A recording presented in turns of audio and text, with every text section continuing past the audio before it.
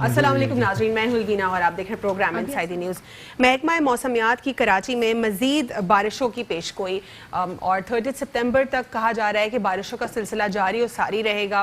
دوسری جانب سندھ حکومت کی کارکردگی سے آج تک کوئی ڈیم نہ بن سکا، لیکن کراچی بارشوں کے حالیہ سپیل کی وجہ سے ایک منی ڈیم بن کر رہ گیا ہے۔ آخر سندھ حکومت کی اور کتنے جو ہے ریزنز آئیں گے سامنے کام نہ کرنے کے، سندھ حکومت ہو یا پھر لوکل باڈیز ہوں، دونوں کا ایک کمیونیکیشن بہتر نہیں ہے، ایک دوسرے کے اوپر باتیں ڈالی جا رہی ہیں کانسٹنٹلی، نہ تو پانی کے نظام کے حوالے سے کچھ کیا جا رہا ہے، واٹر کرائسس بھی ان ایڈریسڈ ہے، ساتھ ہی ساتھ جو روڈیں جو بنائی جاتی ہیں ہمیشہ سے الیکشن سے پہلے وہ جو روڈز ہیں وہ بھی اب ٹوٹ پھوٹ کا شکار ہیں، گندگی ہر جگہ پہ موجود ہے، اور اس گندگی اور تعفن سے اٹھنے والی مکھیاں اور مچھر اور بہت ساری بیماریاں جو ہیں وہ بھی جنم لے رہی ہیں۔ یہ تمام در سوالات ہیں جس کا ان سوالوں کا جواب نہ تو سندھ حکومت دیتی ہے نہ MKM پاکستان دیتی ہے، بلکہ سندھ حکومت کی جانب سے یہ سوال آتا ہے کہ کچرے کے اوپر سیاست PTI، MQM، PSP اور تمام تر جماعتیں کر رہی ہیں، لیکن صرف اور صرف سندھ حکومت کچرے کے اوپر سیاست نہیں کر رہی۔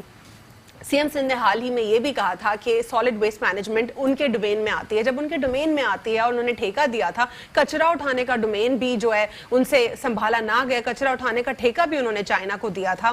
آخر جب وہ خود کہہ رہے ہیں، ایڈمٹ کر رہے ہیں کہ یہ ہمارے انڈر ہے یہ چیزیں، تو پھر کیوں سالڈ ویسٹ مینجمنٹ کے اتنے سارے سوالات اب تک ان ایڈریسڈ ہیں؟ آج کے پروگرام میں ہم تفصیلی بات کریں گے ان تمام تر ایشوز پر۔ دوسری جانب جو دہشت گرد کلبھوشن یادیو ہے اس کو بھی کاؤنسلر رسائی مل گئی ہے، اور پاکستان کیا واقعی جو ہے پاکستان کے اوپر یہ مینڈیٹری ہے کہ ICJ کے ڈیسیجن کو جو ہے ہم سیریسلی لیں؟ سب سے پہلا سوال تو دوبارہ یہی اٹھتا ہے کہ ICJ میں جب انڈیا اس دہشت گرد کے کیس کو لے کر گیا تھا، حالانکہ ایک ایسپیناج کیس تھا، تو پاکستان جبکہ یہاں پر PMLN کی گورنمنٹ تھی چیلنج کر سکتا تھا اس جورسڈکشن کو، کیونکہ یہ ایک جاسوس کی جورسڈکشن نہیں تھی، لیکن پھر بھی ICJ کیس گیا اور اس جاسوس اور دہشت گرد کا کیس وہاں پر چلایا گیا۔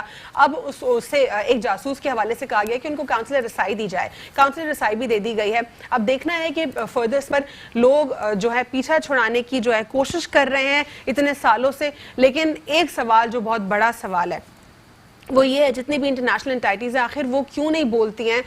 ایک مومنٹ ابھی ریسنٹلی ہم نے دیکھی، وزیر اعظم عمران خان صاحب نے جو کہا کہ آپ کشمیر آرٹ سیلیبریٹ کریں، اس کو بہت کرٹیسائز بھی کیا گیا کہ آدھے گھنٹے جو ہے کھڑے ہو کر کشمیر کے لیے سے کیا ہو جائے گا، لیکن اس کا ایک پروڈکٹیو ایسپیکٹ یہ تھا کہ انٹرنیشنل پبلیکیشنز نے اس کو فائنلی کور کیا۔ کشمیر ایشو کو جو امپورٹنس نہیں دی جاتی تھی اس ایشو کو ایک امپورٹنس دی گئی، اب انٹرنیشنل کمیونٹیز بھی اس ایشو کو سیریسلی لے رہی ہیں۔ آج کے پروگرام میں ہمارے ساتھ موجود ہیں عدیل احمد MP پاکستان تحریک انصاف، اور ان کے ساتھ موجود ہیں تحسین عابدی MKM پاکستان سے۔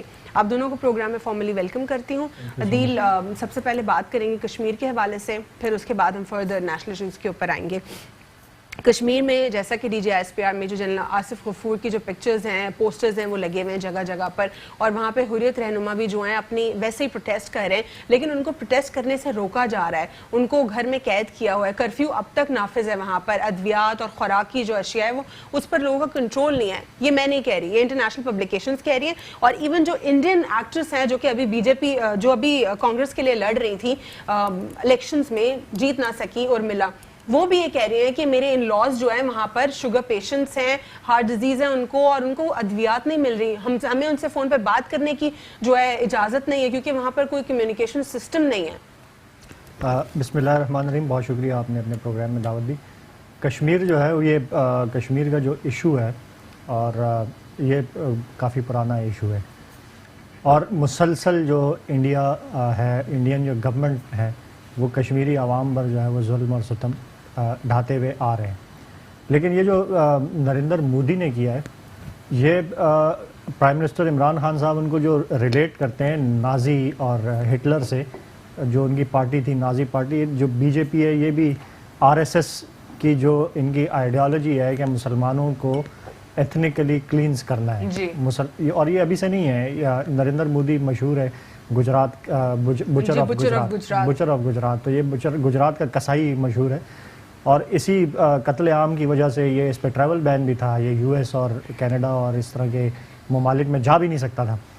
تو اب جو انہوں نے کشمیر میں کیا ہے، اس کا جو کشمیر کا جو ایشو پاکستان گورنمنٹ نے اٹھایا، جو پرائم منسٹر عمران خان نے اپنے آپ کو کشمیر کا ایمبیسڈر کہا، اور وہ اس ایمبیسڈر کی حیثیت سے پوری دنیا میں اس کا مقدمہ اٹھا بھی رہے ہیں.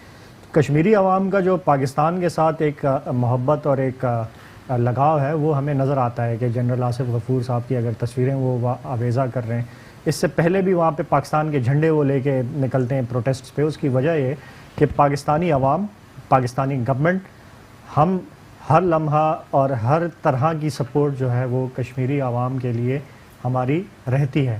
اور وہ صرف کشمیری عوام کے لیے نہیں، دنیا میں جہاں بھی مسلمانوں پر بلکہ انسانیت پر ظلم ہو تو پاکستانی عوام اور پاکستانی گورنمنٹ جو ہے وہ ان کے لیے آواز اٹھاتی. لیکن کیا یو این واقعی کشمیر ایشو کے اوپر سیریسلی جو ہے اپنا فیصلہ کروا سکے گی کشمیر سے؟ دیکھیں، یونائٹڈ نیشنز آج تک تو دنیا کے کسی بھی ہیومینیٹیرین کرائسس جو ہو اس میں وہ فیل ہوئی ہے آج تک ہم جو دیکھتے آ رہے ہیں. اور میرے خیال سے 50 سالوں میں پہلی مرتبہ یونائٹڈ نیشنز میں کشمیر کے ایشو کو جو ہے وہ ڈسکس کیا گیا، اٹھایا گیا، ریزولوشن وہاں پہ لائی گئی. تو میرے خیال سے یہ جو کرنٹ گورنمنٹ ہے پاکستان تحریک انصاف کی اور پرائم منسٹر عمران خان کی اور شاہ محمود قریشی صاحب جو فارن منسٹر، ان کی کاوشیں ہیں، انہوں نے افیکٹولی جو ہے اس ایشو کو دنیا میں ریز کیا اور اس کو پیش کیا. تو یونائٹڈ نے اور اس طرح سے ہم اس کو ریز کرتے رہیں گے until and unless this issue is resolved inshallah, seriously taken by the world power corridors. اور یہ ایشو جو ہے وہ انشاءاللہ جب تک ریزالو نہیں ہوتا تو ہم مورل آپ کیا کہہ سکتے ہیں کہ ہم جو ہماری فزیکل سپورٹ، مورل سپورٹ ہو، ہم ڈپلومیسی کی ڈپلومیٹک سپورٹ ہو، جس قسم کی ہم سب، اور ہم آخر تک جو ہے کشمیر کے اس ایشو کے لیے جانے کے لیے ہر وقت تیار ہیں. ٹھیک ہے. تحسین، آپ کیا سمجھتی ہیں کہ اب تک جو فارن پالیسی نے جو میجرز لیے، جو کوششیں ہو رہی ہیں، شاہ محمود قریشی صاحب اپنے دیگر ہم منصب ممالک کے لوگوں سے جو ہے رابطے میں بھی ہیں اور وہ کوششیں بھی کر رہے ہیں، لیکن آپ کو نہیں لگتا کہ جو ٹریڈ ہے انڈیا کے ساتھ اس کو جلدی ختم ہو جانا چاہیے؟ یہ کہا جا رہا ہے فارن آفس کی جانب سے کہ کچھ پروسیجر ہوتے ہیں ایز پر دی لا اور ایز پر دی سسٹم وہ کیے جا رہے ہیں. کیا اس کے اوپر سیریس میجرز لینے کی ضرورت ہے؟ اور ایئر اسپیس کو بھی جو ہے ہمیں سیریسلی دیکھنا چاہیے کہ ایئر اسپیس بھی ان کے ساتھ ہم ختم کریں اور جو افغانستان میں جو ٹریڈ ہو رہا ہے اس کو بھی ہم روکنے کی کوشش کریں ہمارے تھرو. بسم اللہ الرحمن الرحیم. پہلے تو المینا میں تھوڑا سا ایک کنڈولنس کرنا چاہوں گی اور کشمیر کے لیے دعا بھی کرنا چاہوں گی، کیونکہ ایام عزا چل رہے ہیں تو ہم رسول خدا صلی اللہ علیہ وسلم تمام عالم اسلام کو جو ہے ان کے نواسب کی اور ان کے اہل بیت کی شہادت پہ تعزیت پیش کرتے ہیں اور دعا کرتے ہیں کہ ہم ان ایام میں ان ہستیوں کے صدقے میں کشمیر کے عوام جو کہ 72 ایئرس ہو چکے ہیں، اٹس مین 72 ایئرس، جس طرح وہ مظالم سہ رہے ہیں تو جس طرح ہم آزادی میں سانس لے رہے ہیں، اللہ کرے کہ انہیں بھی وہ سانس لینا نصیب ہو سکے. پھر آپ نے جس طرح کے حالات کی بات کی، میں تھوڑا سا ڈیٹیل میں جانا چاہوں گی، کیونکہ جس طرح کے سرکمسٹانسز چل رہے ہیں، جس طرح ہماری ڈپلومیسی ہو رہی ہے. پرائم منسٹر صاحب نے ریسنٹلی اپنی اسپیچ میں یہ بات کی کہ کشمیری کیونکہ مسلمان ہیں اسی وجہ سے جو تمام دنیا ہے وہ ساتھ نہیں کھڑی ہو رہی، خاموش ہے. آپ ڈپلومیسی کس طرح کریں گے؟ آپ کو انہی کنٹریز کے ساتھ ڈپلومیسی کرنی ہے. مجھے لگتا ہے آپ کو تھوڑا سا آگے جا کے سوچنا ہوگا. دیکھیں جب طالبان، لیکن اب تحسین ان ممالک میں بھی پروٹیسٹ شروع ہو گیا ہے جو کشمیر کے حوالے سے بات بھی نہیں کرتے تھے، نہ جانتے تھے کہ کیا مسئلہ ہے. میں آئی ایگری کہ اس دفعہ جو انڈیا نے خود سے بڑا اچھا یہ موقع دیا لوگوں کو کہ جو لوگ بالکل بات نہیں کر رہے ہوتے تھے، اب ان کو بھی پتہ چلا کہ کس طرح جو ہے ہیومن رائٹس وائلیشن ہو رہی ہے. اٹس بین 72 ایئرس، بہت بڑا ٹائم ہوتا ہے کہ جب سے کسی نے نہیں بولا ہم ایسا، یا تو چائنا کھڑا ہوتا ہے یا ٹرکی یا ایران، کچھ اس طرح کی. اب تو سعودی عرب کا بھی کیریکٹر بہت ہمارے سامنے آیا ریسنٹلی کہ کس طرح اگر مسلم ممالک کوئی بھی ایک اسٹانس لے لیں کہ ہم کھڑے ہیں اپنے مسلم ممالک کے ساتھ، تو انڈیا پہ کتنا پریشر ہوگا یہ ہم سب جانتے ہیں. لیکن ان پہ ابھی ہم پریشر دینے کی پوزیشن میں ہی نہیں آ رہے ہیں. ہماری ڈپلومیسی اسٹرانگ نہیں ہو پا رہی ہے. ہم ایئر ویز روکتے ہیں، جیسے آپ نے بات کی، ایک بہت اچھا اسٹیپ. وہ ہمیں نقصان ہوگا لیکن انڈیا کو ڈبل نقصان ہوگا اس سے، کیونکہ ظاہر سی بات ہے کنٹری بہت زیادہ بڑی ہے، ان کی اکانومی بہت زیادہ بڑی ہے، اور جس طرح ان کے روٹس وغیرہ پھیلے ہوئے ہیں تو ان کو ہم سے کہیں زیادہ نقصان ہوگا. کہیں تو ہمیں کمپرومائز کرنا پڑے گا، کہیں ہمیں اسٹینڈ لینا پڑے گا. لیکن اگین ہم اس پوزیشن میں نہیں ہیں. میں آپ سے طالبان کی بات کر رہی تھی. طالبان ٹکرایا سپر پاور سے، امریکہ سے. کتنی جنگ ہوئی، کتنے سال طالبان نہیں ٹکرایا، یو ایس آ کے ٹکرائی طالبان سے، لیکن یو ایس کو گھٹنے ٹیکنے پڑ رہے ہیں. میری بات کمپلیٹ ہونے دیجیے. دیکھیں آخر میں ڈائیلاگ ٹیبل پر آ گئے، مطلب انہوں نے وہ بھی، کس نے گھٹنے ٹیکے؟ تحسین یو ایس کو گھٹنے ٹیکنے پڑے نا طالبان کے آگے. کیونکہ तालिबान उनके सामने कुछ भी नहीं थे, लेकिन उन्होंने उस पोजीशन पे लेके आ गए उनको। लेकिन जो कि हालत उनको की वो उनकी, मैं यही बात कर रही हूँ कि वो एक इक्वालिटी बेस आपके डायलॉग स्टार्ट हो गए कि उसके 9 राउंड्स हो चुके हैं। हम इस तरह की इतनी स्ट्रॉन्ग पोजीशन पे नहीं आ पा रहे। इंडिया हमसे बात करने को तैयार ही नहीं है। वो कहता है कि जी हम किसी को बाहर वाले को इन्वॉल्व करना नहीं चाह रहे, हमारे बायलैटरल हम आपस में डिस्कस, और वो खुद भी करना नहीं चाह रहे। एग्जैक्टली। तो हमें किसी न तरह तो प्रेशर में लेना पड़ेगा, चाहे हम अपनी स्ट्रैटेजीज चेंज करें, हम अपनी फॉरेन पॉलिसीज चेंज करें, या फिर हम अपनी डिप्लोमेसी में ऐसे चेंजेस लाएं, हम ऐसे लोगों को इस्तेमाल करें, हम रिगार्डलेस ऑफ कि वो किसी और पार्टी के,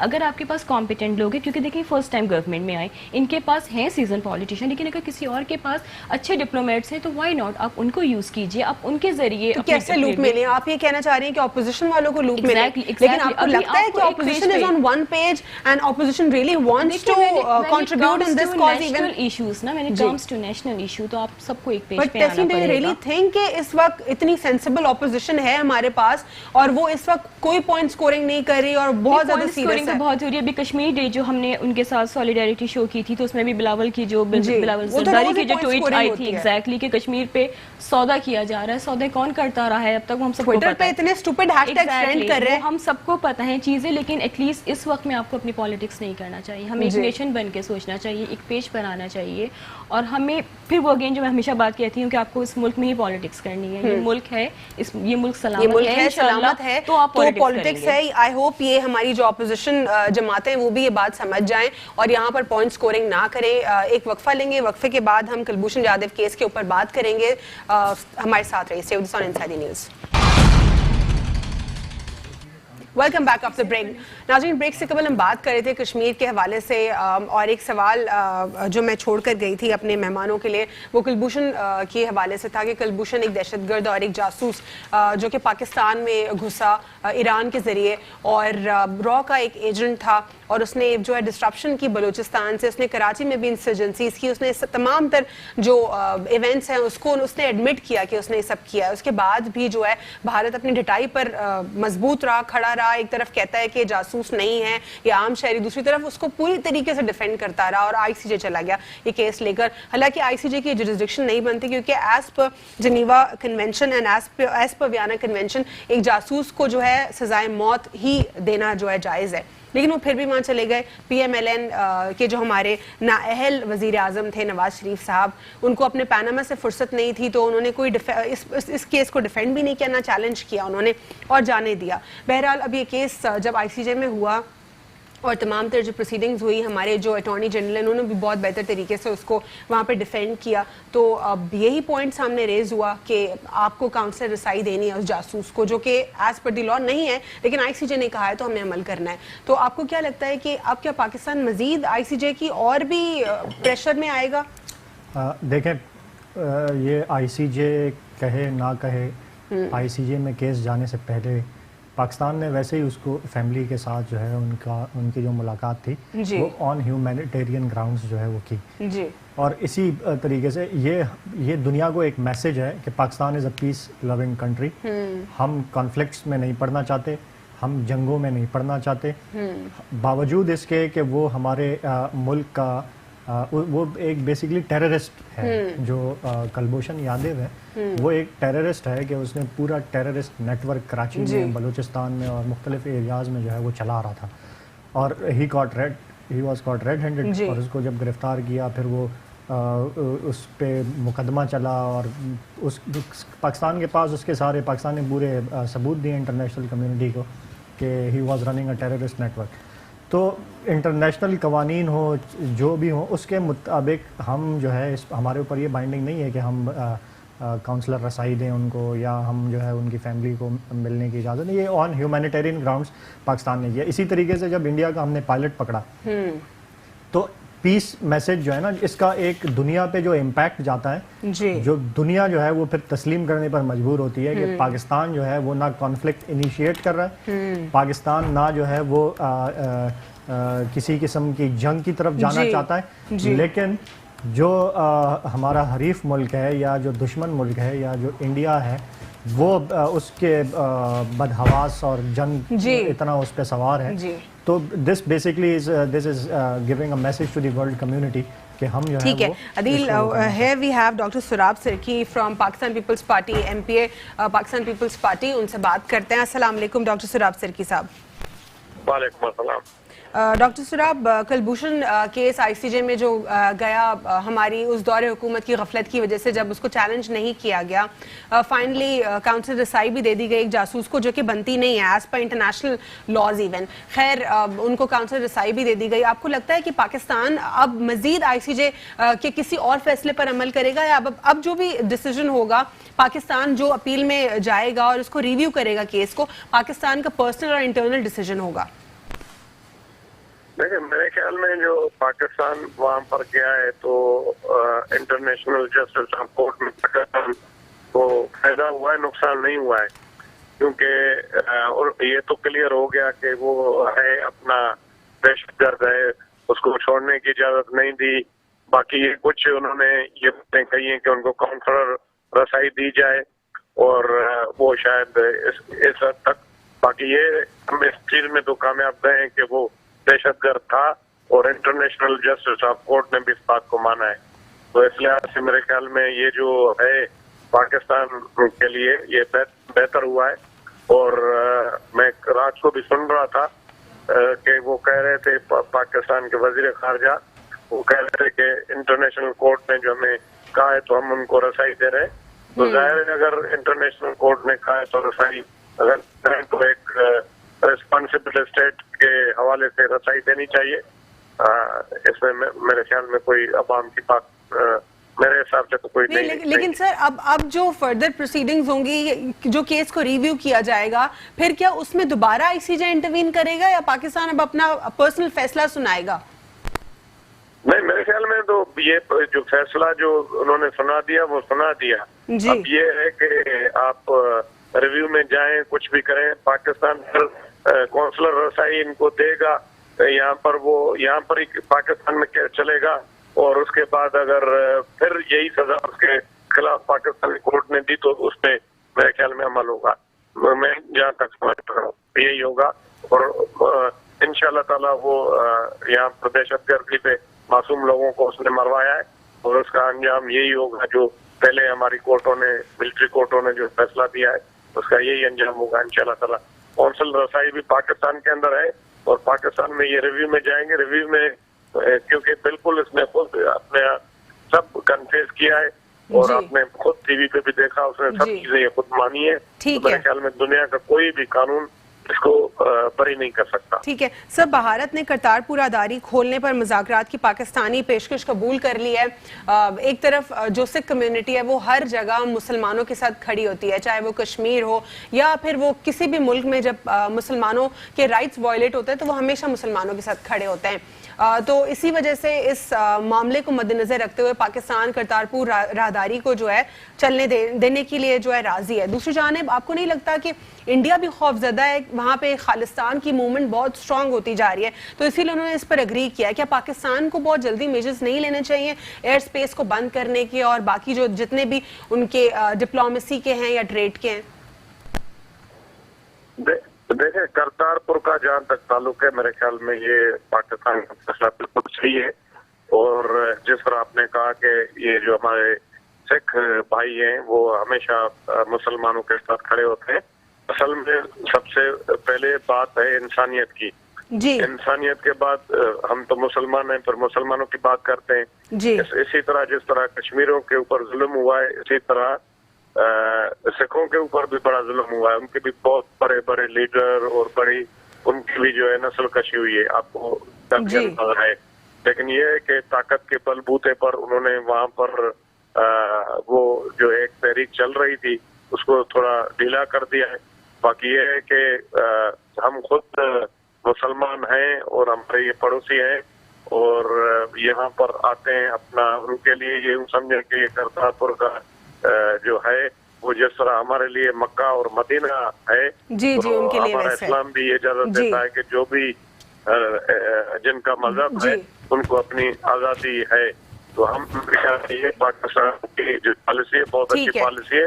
اس سے جو ہے اور سکھ جو ہے وہ ہندوستان سے جو ہے ان سے ناراض ہوں گے، اور پاکستان کی حکومت سے خوش ہوں گے. اور یہ اچھا فیصلہ ہے, اور یہ ہندوستان تو یہ بھی نہیں چاہتا ہے, اور لیکن یہ ہے کہ وہ سکھوں کے آگے مجبور ہے, اور مجبوری کے تحت وہ کر رہا ہے. وہ بالکل بہترین مجبور ہے خالصان موومنٹ کی وجہ سے, سکھوں کی وجہ سے. وہ بول نہیں پا رہا ہے, لیکن اس کے یہ دل میں جو ہے نا وہ بالکل اس کو بالکل پسند نہیں کر رہا ہے. لیکن یہ اچھی پالیسی ہے, اور یہ پالیسی کو آگے بڑھنا چاہیے. اور ہم تو یہ شروع سے کہتے آ رہے ہیں, ہمیشہ ہم نے یہ کہا ہے کہ بھائی ہم یہاں پر پڑوسی اچھے پڑوسی کی طرح رہے ہیں. جی سر دوسرا سوال, جی بالکل سر دوسرا سوال آپ سے حالیہ بارشوں کے حوالے سے کرنا چاہوں گی. کراچی میں جیسا کہ آپ جانتے ہیں کیا سلسلہ جاری ہے یہاں پہ بارشوں کا, کتنی تیز رفتاری سے بارشیں ہو رہی ہیں. ہمارا جو سسٹم ہے یہاں پہ تمام تر نظام درم برم ہے, یہاں پہ روڈز بھی ٹوٹ پھوٹ کا شکار ہیں, ہر جگہ گندگی, کچرا, بدبو, تعفن اٹھ رہا ہے, اور یہاں پہ مکھی اور مچھر, بہت زیادہ بیماریاں بھی جو ہیں اٹھنے لگی ہیں. یہ کراچی ایک میٹروپولیٹن سٹی ہے, ہب آف پاکستان ہے, پورے پاکستان کی اکانومی جنریٹ کرتا ہے, لیکن خود ایک یتیم کی طرح جو ہے کراچی والے جو ہیں زندگی گزار رہے ہیں, اور جو سندھ گورنمنٹ ہے وہ ایڈریس نہیں کر رہی ایشوز کو. آخر کیا حل آپ کو نظر آتا ہے اس تمام تر مسئلے کا؟ دیکھیں, میں تو یہ سمجھتا ہوں کہ یہاں پر کراچی کے ساتھ بڑا ظلم ہو رہا ہے, کراچی کے ساتھ انصاف نہیں, اور اس میں کوئی شک نہیں ہے. اور بدقسمت یہ ہے کہ یہاں پر بلدیات کی حکومت ایم کیو ایم کی ہے. ایم کیو ایم میں کوئی ایسا زمانہ تھا کہ ایک ان کا لیڈر تھا, کوئی وہاں پر واٹس ایپ یا کوئی شکایت کرتا تھا تو اس کا ایکشن ہوتا تھا. ابھی صورتحال یہ ہے کہ ان کا کوئی لیڈر نہیں ہے, اور یہ ساری ذمہ داری جو ہے خاص طور پر صفائی کی, اور یہ جو اس وقت گند پھیلا ہوا ہے, یہ پوری 100% نہ تو سر آپ یہ کہہ رہے ہیں 100% صرف ایم کیو ایم پاکستان کے اوپر ہے, سندھ گورنمنٹ کے اوپر کچھ نہیں ہے. لیکن افسوس کے ساتھ یہ کہنا پڑتا ہے کہ ہمارے میئر صاحب جو ہیں وہ اپنی ذمہ داری پوری نہیں کر رہے ہیں. اگر ان کو ضرورت ہے اور چیز کی تو فیڈرل گورنمنٹ سے بات کر سکتے ہیں, صوبائی گورنمنٹ سے بات کر سکتے ہیں. سر آپ یہ کہہ رہے ہیں کہ سندھ گورنمنٹ کی کوئی رسپانسبلٹی نہیں ہے جب کراچی کی بات آتی ہے, صرف ایم کیو ایم پاکستان کا ڈومین ہے؟ اس میں سیاست ہو رہی ہے, سیاست نہیں ہونی چاہیے. آج آپ دیکھیں ایک اچھا اقدام ہوا ہے کہ چیف منسٹر صاحب اور فیڈرل منسٹر وہ دونوں گئے کہ 4 کے منصوبے کے اوپر, اور انہوں نے ساتھ گئے, میں ٹی وی پہ دیکھ رہا تھا, اور یہ مسائل حل کرنے کی طرف جا رہے ہیں.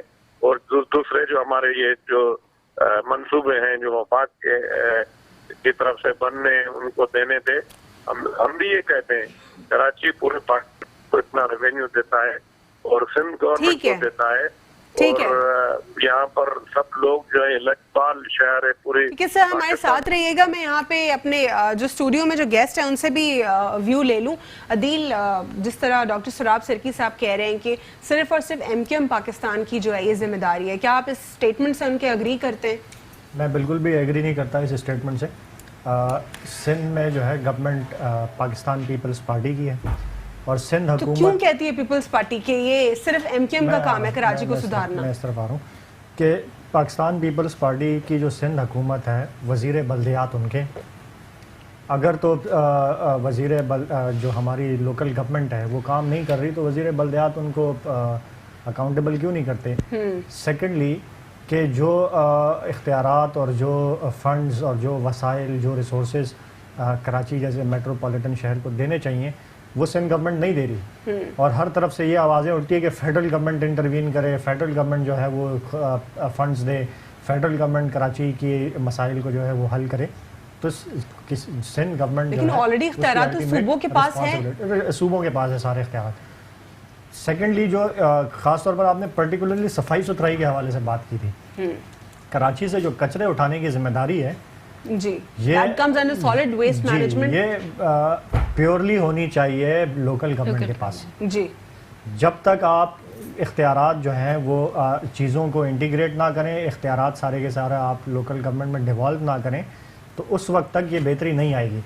2014 میں سندھ گورنمنٹ نے ایک سالڈ ویسٹ مینجمنٹ بورڈ جو ہے اس کا بل پاس کیا اسمبلی سے, اور Sindh solid waste management board بنایا.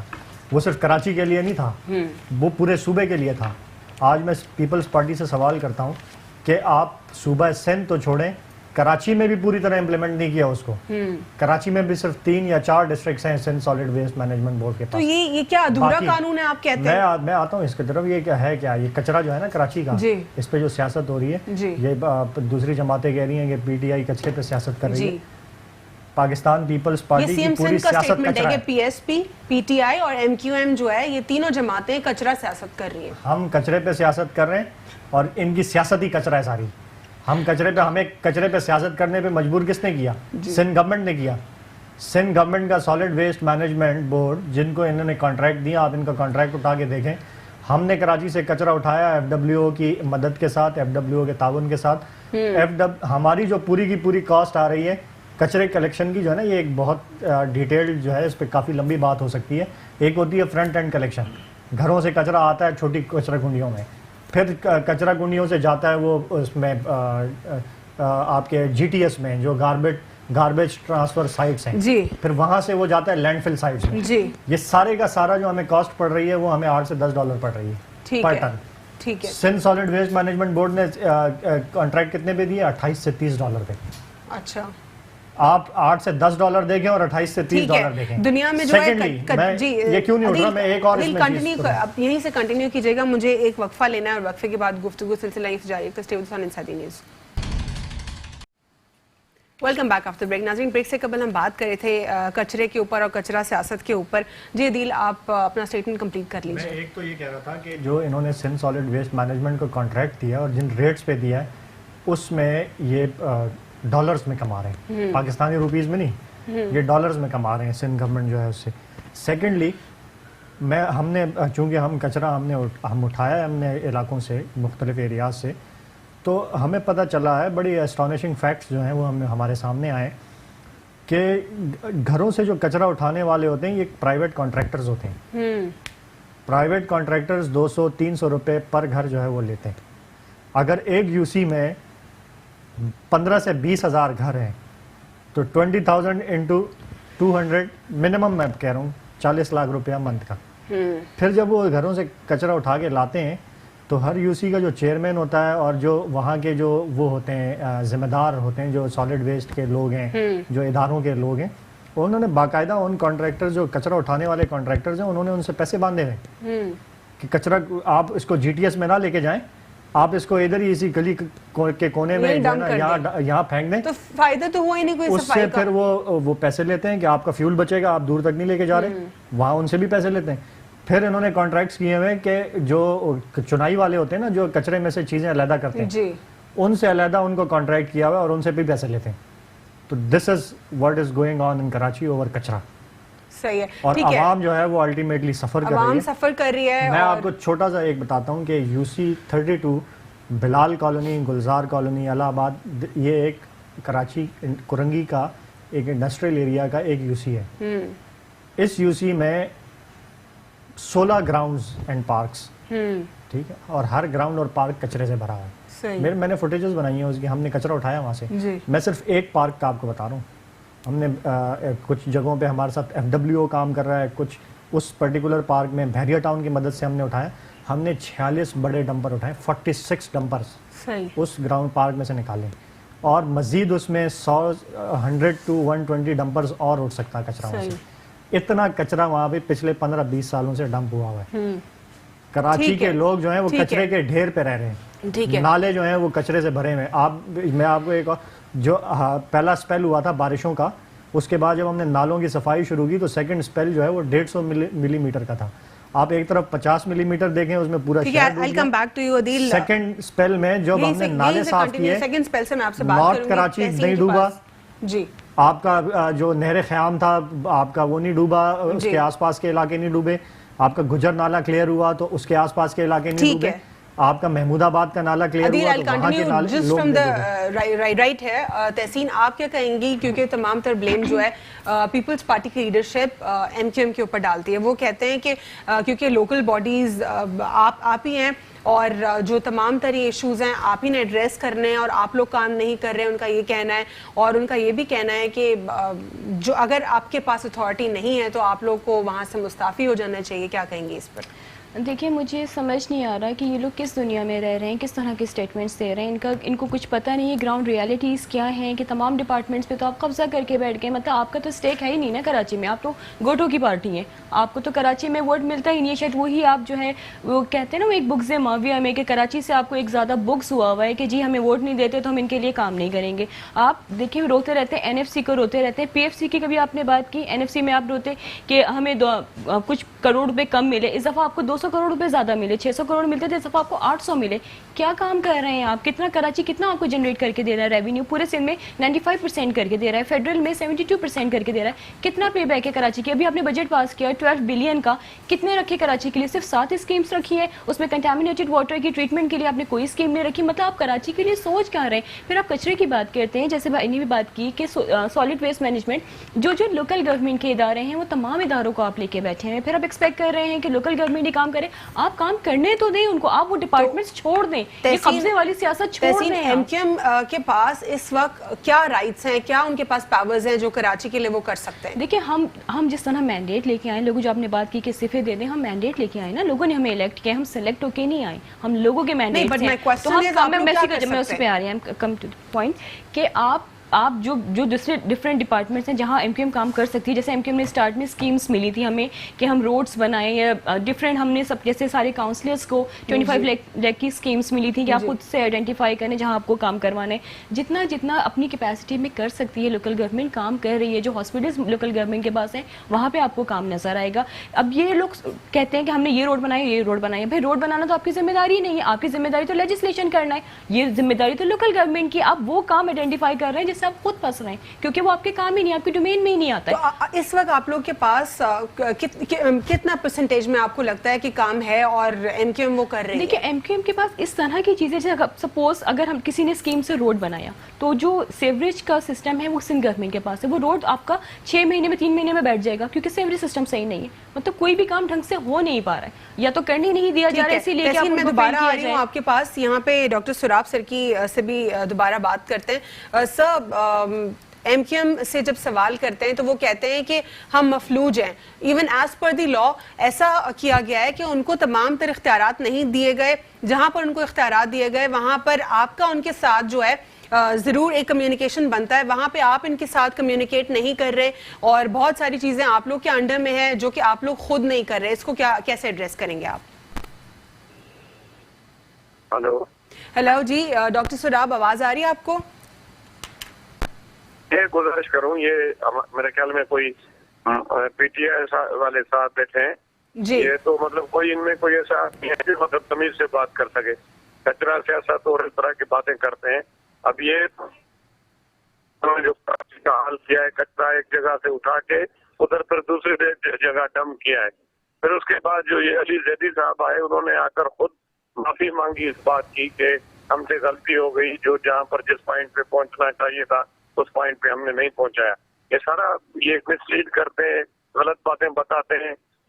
سر وہ لیکن وہ جو علی زیدی والا جو سٹیٹمنٹ ہے اس کو PTI کے MPs نے ایسے ڈیفائن کیا ہے کہ جب نالوں سے کچرا نکالا جاتا ہے تو وہ ظاہر ہے کہ وہ گیلا ہوتا ہے, اور ویٹ کچرا جو ہے وہ فوراً ڈمپ نہیں کیا جا سکتا, اس کو رکھا جاتا ہے پہلے. جب وہ ڈرائی ہوتا ہے تو اس کو پھر کلیکٹ کر کے پھر ڈمپنگ پوائنٹس پہ لے کے جایا جاتا ہے. یہ طریقہ کار ہے. یہ نہیں ہے طریقہ. انہوں نے کیا کیا ہے کہ جو ہمارے اوور ہیڈ پل ہیں یا دوسرے علاقوں سے ایک علاقے سے اٹھا کے دوسرے علاقے میں نالوں میں جا کر پھینکا, اور علی زیدی صاحب نے اس کو کنفیس کیا جب طیب غنی صاحب نے ان کے پریس کانفرنس کی. ابھی کہہ رہے ہیں علی زیدی صاحب نے یہ کنفیس کیا کہ ہم نے ایک نالے سے نکال کے دوسرے نالے میں پھینکا ہے, کچرا وہاں پر پہنچا بھی نہیں. تو یہ خود یہ پالیٹکس کر رہے ہیں, اور ہم تو یہ کہہ رہے ہیں کہ جن کی ذمہ داری ہے وہ اپنی ذمہ داری پوری کریں. یہ میں نے اچھی بات کی, میں نے سب سندھ گورنمنٹ یہ کہہ رہی ہے کہ بھائی مل کے مسئلہ ہے بہت بڑا یہاں پر, اس کو مل کے مسئلہ حل کرنے کے لیے تیار ہے. لیکن یہ آتے ہیں پھر اپنی پوائنٹ اسکورنگ کرتے ہیں. یہ ٹھیک ہے سر, لیکن MQM آپ کہتے ہیں کہ MQM کا ڈومین ہے لوکل باڈیز میں ہونا اور تمام تر کراچی کے مسئلے کو ایڈریس کرنا. ابھی میں نے MQM پاکستان کی ریپرزینٹیٹیو تحسین عابدی سے سوال کیا کہ پیپلز پارٹی کہتی ہے کہ آپ کا کام ہے کراچی کو صاف ستھرا رکھنا اور کراچی کا سپرویژن کرنا, لیکن وہ کہتے ہیں ہمارے پاس اختیارات نہیں ہیں اور جو قانون ہے وہ ادھورا ہے. جہاں پر ہمیں اختیارات حاصل ہے وہاں پر آپ کی سپورٹ حاصل نہیں ہے. اس پر کیا کہیں گے؟ کہ میں یہ کہتا ہوں کہ یہ پوری دنیا کے اندر جہاں پر بھی جتنے اختیارات ہیں آئیں بیٹھے. پہلے بھی جب ہم نے بل پاس کیا تو یہ ہمارے ساتھ بیٹھے اور فل کنٹرول مطلب پورا مینڈیٹ تھا ان کے پاس صوبائی اسمبلی میں. انہوں نے ہم سے مل کر کورٹ کے تھرو ہم نے یہ قانون پاس کیا. ابھی یہ کہتے ہمیں اختیارات نہیں ہے. اچھا مصطفیٰ کمال بھائی نے کہا کہ بھائی آپ کے پاس اختیارات نہیں ہے, خدا کے واسطے آپ جان چھوڑیں. سندھ سالڈ ویسٹ مینجمنٹ کو بھی مس گائیڈ کرتے ہیں, اس کا کوئی کام نہیں ہے جب تک کاؤنسل ان کو نہیں بلاتی ہے, کوئی اس میں انٹروین نہیں کر سکتے. وہ تو ایک جب کوئی خود کاؤنسل خود وہاں سے پاس کرے اور خود وہاں کوئی ان کو بلائے, کوئی زبردستی وہ تو جا ہی نہیں سکتی. آپ کو پتہ ہے کراچی کے 2 اضلاع میں وہ کام کرتی ہے, جو رپورٹس آ رہی ہیں تو وہ کچھ بہتر ہیں. ہم خود سندھ سر ابھی تک مجھے سمجھ نہیں آ سکی اور میرے خیال سے شاید ویورز کو بھی سمجھ نہیں آئی ہوگی کہ آخر کراچی کا مسئلہ کیسے حل ہوگا. ایم کیو ایم کہتا ہے کہ آپ کے پاس اختیارات ہیں, آپ کہتے ہیں کہ آپ کا ڈومین ہی نہیں ہے, اختیارات ان کے پاس آلریڈی ہیں, اگر نہیں ہے تو ایم کیو ایم مستعفی ہو جائے. آخر کراچی کا کیا حل ہے؟ ابھی ختم ہوگی بندیات یہ کر بیٹھے, جس طرح کے اختیارات چاہتے ہیں اختیارات ہم بالکل ان کو دینے کے لیے تیار ہیں, لیکن پھر کوئی نہ کوئی بہانہ, کام نہیں کرنا ہے تو کوئی نہ کوئی بہانہ بنا دیں گے. مصطفیٰ کمال نے جب مصطفیٰ کمال کا انہوں نے نوٹیفیکیشن نکالا آپ اس کو دے دیں نا, اسی چیز میں سیم سسٹم میں وہ کرنے کے لیے تیار تھا. اصل میں اور کچھ بھی نہیں ہے, یہ ٹارگیٹ بنا رہے ہیں کسی نہ کسی طریقے سے گورنمنٹ کو. بہت بہت شکریہ سر, بہت بہت شکریہ پروگرام میں شرکت کرنے کے لیے.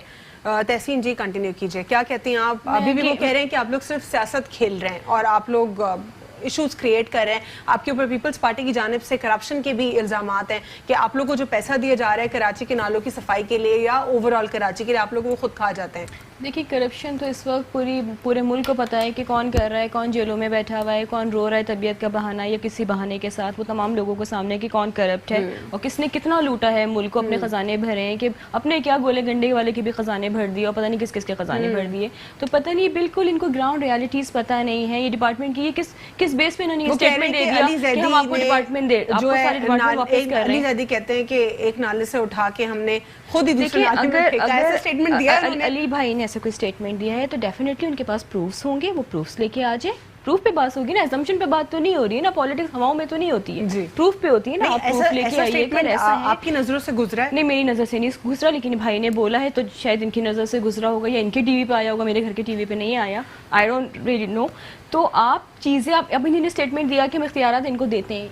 یہ اتنا بڑا اسٹیٹمنٹ جو ہے کس پلیٹ فارم سے دے رہے ہیں کہ یہ اپنی جو ہے لیڈرشپ کے اس سے دے رہے ہیں ان کے بہاف پہ کہ اختیارات آپ دے کے, تو آپ کوئی احسان نہیں کریں گے اگر آپ اختیارات دیں گے. آپ نے 18 امینڈمنٹ کے بعد اپنے پاس تو سارے پاورز لے لیے. پیپلز پارٹی یہ بھی کہتی ہے کہ آپ لوگ کا ایٹیٹیوڈ درست نہیں ہے پیپلز پارٹی کے ساتھ. فیوڈلز آپ ہیں, ایٹیٹیوڈ ہمارے ادھر, ہم تو بھائی لوور مڈل کلاس کی پارٹی ہے. آپ کا فیوڈل مزاج ہے کہ آپ تو کسی کو خاطر میں ہی نہیں لاتے.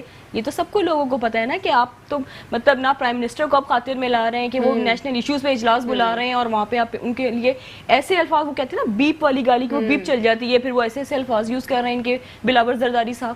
تو آپ ایٹیٹیوڈ وہ باتیں کریں نا جو عوام کو نظر نہ آ رہی ہوں, یہ عوام کو نظر آ رہا ہے. کراچی کا حل کیا لگتا ہے آپ کو؟ دیکھیں سب کو ایک ساتھ بیٹھنا پڑے گا, ساری آپ نہیں سوچنا پڑے گا, اونرشپ لینی پڑے گی. مجھے نہیں لگتا پیپلز پارٹی اونرشپ لے گی. جب تک ان کو کراچی سے سیٹس نہیں ملیں گی وہ کراچی کو کبھی اون نہیں کریں گے, اور کراچی سے سیٹس کبھی بھی نہیں ملیں گی. اور ہاں ان کو کبھی بھی نہیں کریں گے. میں یہی کہنے لگی تھی لاسٹ, مجھے لائن کیا کہیں گے اس پر کراچی کے حوالے سے آپ؟ دیکھیں کراچی میں پیپلز پارٹی کا یہی ایٹیٹیوڈ رہے گا. میں صرف کراچی کی بات نہیں کر رہا, میں پورے سندھ کی بات کر رہا ہوں کہ جہاں سے ان کو مینڈیٹ ملا ہے انہوں نے وہاں کون سا کام کیا ہے. جی یہ ان کو سندھ کا ایک واحد حل ہے کہ سندھ کی عوام کو پاکستان پیپلز پارٹی کو اٹھا کے باہر پھینکنا ہوگا. جی ٹرو. اور نئے لوگوں کو ایک نئی جماعت کو ایز این آلٹرنیٹ آپ کو لے کر آنا پڑے گا.